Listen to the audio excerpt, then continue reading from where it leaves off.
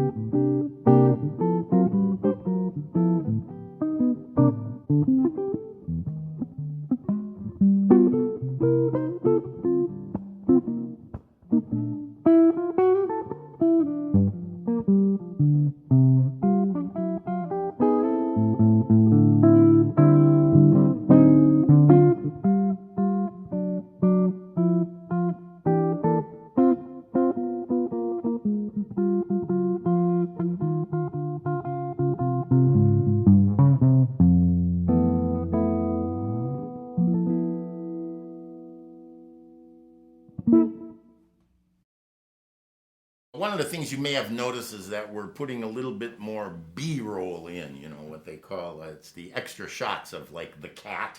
Seems to be very popular.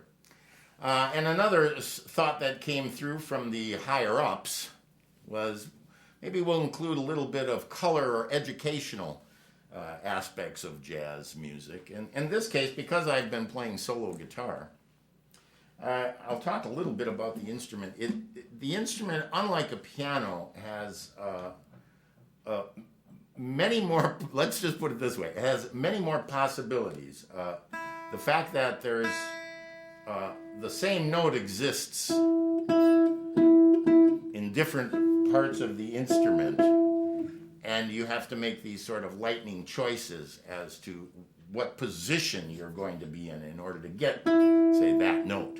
You know, because I could play, or I could play, or I could play, you know, and that's really the conundrum about the guitar. And then it gets further exacerbated when you try to play a tune all by yourself. So that means you have to have the chords, the melody, and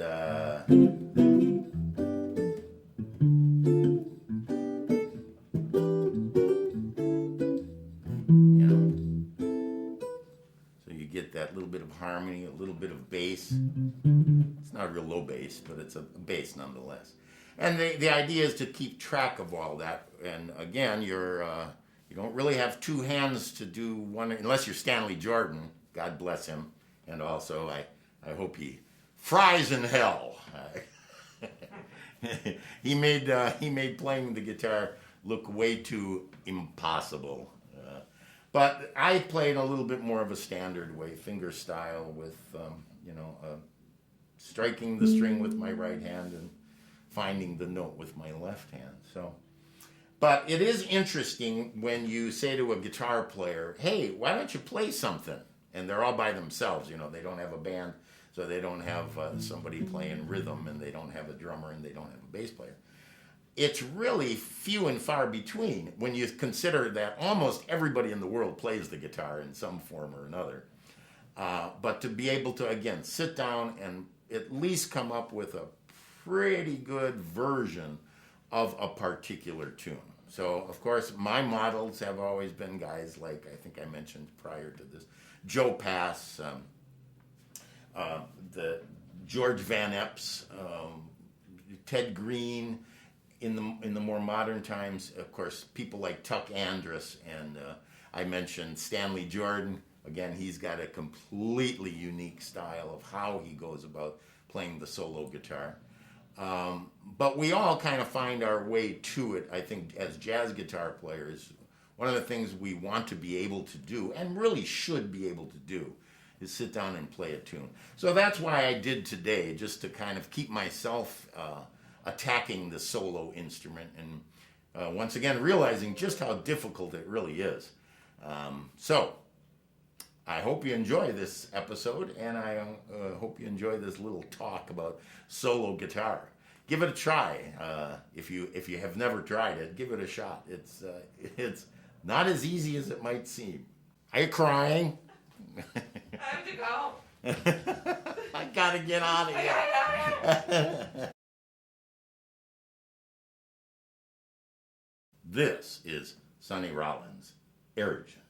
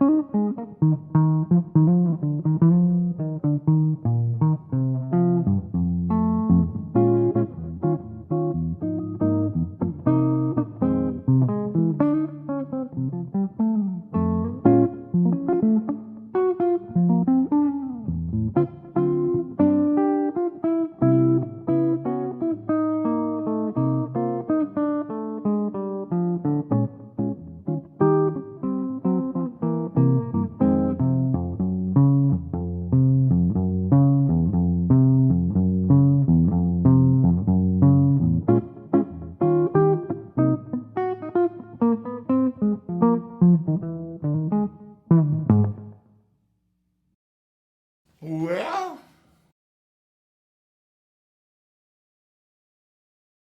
and I'm going to take a little breather here on this solo guitar escapade to just do a few shout outs, or actually just two for right now. And that is to our illustrious leader and the person who kind of developed this whole idea about Jazz at Noon. Her name is Deb Kern. So Deb, hi out there, and thanks again. We're in our third year of Jazz at Noon, and Deb is responsible for coming up with the idea and then bringing that idea to me and graciously offering to help me put it together. So Deb, thanks again. And Doug McDonald, who works hand in hand with Deb. And Doug, hi Doug. Doug is a great guy. We get along great, and we have a lot of fun horsing around a bit together. So thank you, Doug. Thank you, Deb, for all of this stuff at Jazz at Noon. And now I'll get back to playing some solo guitar stuff.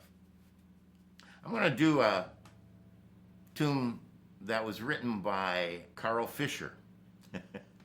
It came back. And the rendition I'm doing is by Dave Hazeltine. It's a great pianist from Milwaukee, Wisconsin, with a trio that he had together for the recording of this tune and many other great standards. Louis Hayes on drums and Peter Washington on bass. So I'm going to do a solo guitar transcription of that arrangement. I do want to say a shout out to this. This tune is really done mainly, or its history has been all of the great singers. Ella Fitzgerald, Sarah Vaughan, Billie Holiday, all had hits with this tune back in the day. And it is entitled You've Changed by Carl Fischer.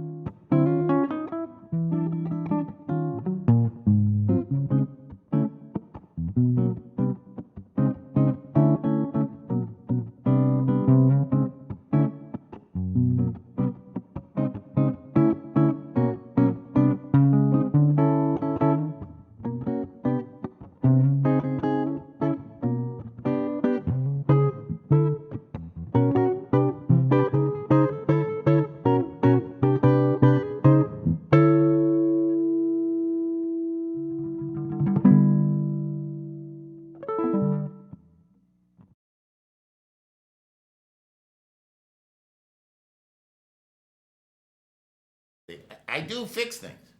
And I'm actually not bad at fixing things, Yeah. but I fix things after they're really, really broken. Okay, thanks a lot for listening. See you next week.